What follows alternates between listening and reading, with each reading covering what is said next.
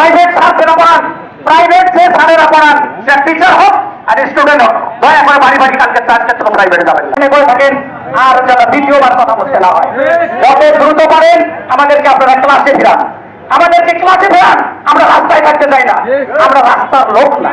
আমরা গুলি যদি খেতে হয় প্রথমে আমি বাবু রাস্তার গুলি খাবো। কিছুক্ষণ ধরে আমরা আমাদের যে দাবি, সেই দাবির প্রেক্ষিতে আমরা অনেকক্ষণ ধরে অনেক স্যারের খুব মূল্যবান বক্তব্য শুনলাম।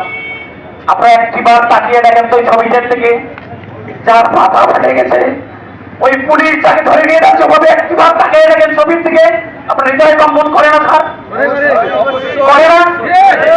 আমি সকল পুলিশকে বলছি না, যে পুলিশ ভাইয়েরা আপনাদেরকে হয়তো বা আমরা মানবিক ছাত্র বানাতে পারিনি, আজকের থেকে আপনারা মানবিক হয়ে যান।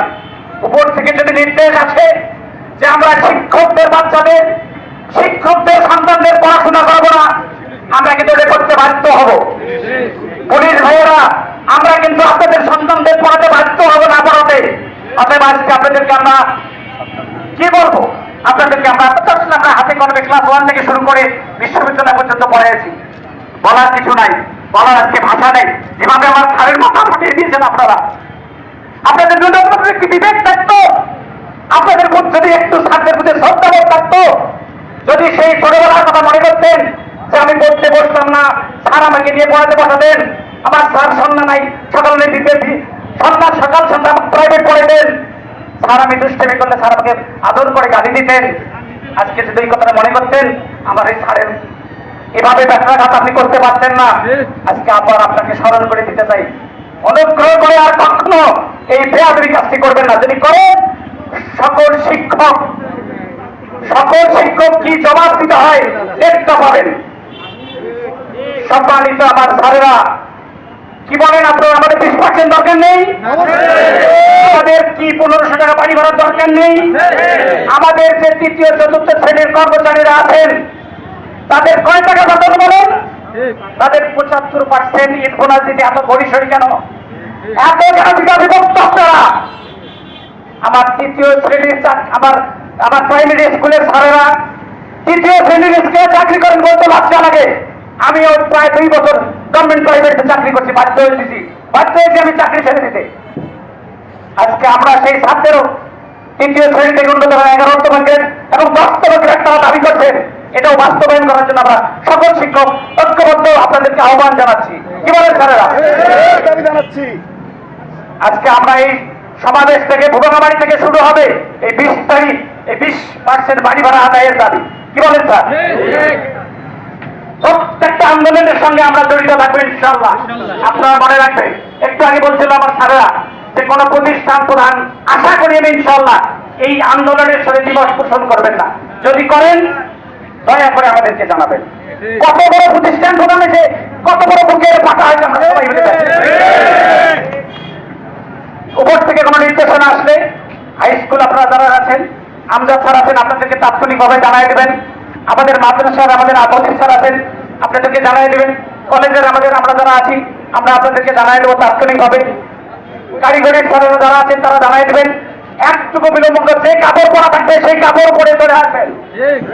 কি বলি আপনাদেরকে? এই আন্দোলনে আমরা সবাই ঐক্যবদ্ধ দেখি। যত ঝড় আসুক, যত প্রকার আমাদের উপর নির্যাতন আসুক, আমরা কি থামবো? কারো কাছে যদি পুলিশ যায় আমার কথা বলে দেবেন, প্রথমে আমাকে ধরে নিয়ে যাবে। গুলি যদি খেতে হয় প্রথমে আমি বাবু ডাক্তার গুলি খাবো।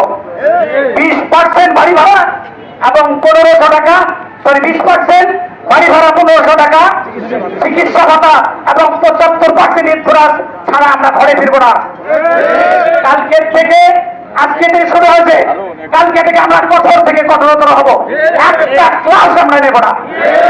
এখানকার সুধী সমাজ ছেলেরা আছেন, বিভিন্ন দোকানদার ভাইয়েরা আপনারা আছেন, আপনারা দীর্ঘক্ষণ ধরে আমাদের বক্তব্য শুনলেন। আমরা আপনাদের সন্তানদেরকে পড়াশোনা করাই। আপনারা একবার ভেবে দেখেন তো, প্রত্যেকটা দোকানে আমাদের কোনো না ধারে বাকি বকে আছে। কি কারণে আমরা বাকি নেই? কি কারণে নেই? একটু থাকতে আগে আমাদের স্যার নারকেল বিক্রেতার উদাহরণ দিয়েছেন। আমরা আজকে শিক্ষকরা বলে আমাদেরকে বলা হয় মানুষ গড়ার কারিগর। আর সেই মানুষ গড়ার কারিগর আজকে রাস্তার মধ্যে এই তীব্র রোদের মধ্যে মাত্র 20% বাড়ি ভাড়ার জন্য আন্দোলন করতেছি। লজ্জার বিষয়।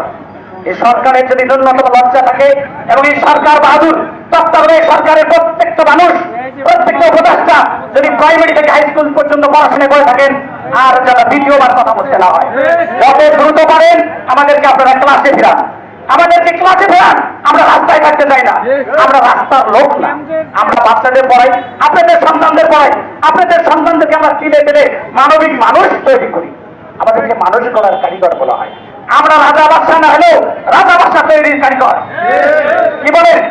এই কারিগর রাজ্য মুখ্য থাকবে, সেই কারিগরদের প্যান্ট নাই, সেই কারিগরদের ক্ষুধা নাই, সেই কারিগরদের কোনো চাহিদা থাকতে পারে না, পারে না। উপজনের এক একটা করে অফিসার আপনারা গাড়ি নিয়ে ঘুরে বেড়ান, আমাদের সাররা মোটর সাইকেল চালাতে পারেন না। আমাদের ছাত্রদের মোটর সাইকেল নিতে গেলে লোন নিতে হয়, আমাদের ছাত্রদের মোটর সাইকেল কিনতে গেলে টাকা হাওলাত দিতে হয়। তামাশা শুরু হয়েছে শিক্ষক চর্চা নাকি? শিক্ষকদের সঙ্গে কোনো তামাশা চলবে না, বলেন স্যার? শিক্ষকদের সঙ্গে কোনো তামাশা চলবে না। শিক্ষকরা মানুষ গড়ার কারিগর, আমরা সেই মানুষ গড়ার কারিগর হিসেবে নিজেকে আরো দীক্ষিত করতে চাই। কি বলেন? আমরা কালকের থেকে একদম লাগাতার স্যার আপনাদের প্রতি আবেদন অনুরোধ, কলেজে যাবেন, কলেজ হাজিরা খাতা সই করবেন, চুপচাপ বসে থাকবেন। প্রাইভেট স্যাররা পড়ান, প্রাইভেট যে স্যারেরা পড়ান, সে টিচার হোক আর স্টুডেন্ট হোক, দয়া করে বাড়ি বাড়ি কালকে আজকে তো প্রাইভেটে যাবেন না। একদম তো প্রাইভেট বন্ধ, লেখাপড়া চল হয়ে যাবে, পেট চলে না, কি দিয়ে লেখাপড়া করবো বলেন তো দেখি? পেটে ক্ষুধা থাকলে কোনো কিছু ভালো লাগে? সে ভালো লাগার ব্যবস্থা করেন। আমরা আন্তরিকতার সহিত ইনশাল্লাহ মনোযোগ সহকারে পাঠদানে সবাই মনোনিবেশ করবে ইনশাল্লাহ। আপনারা বিষয়টা ছাত্রদের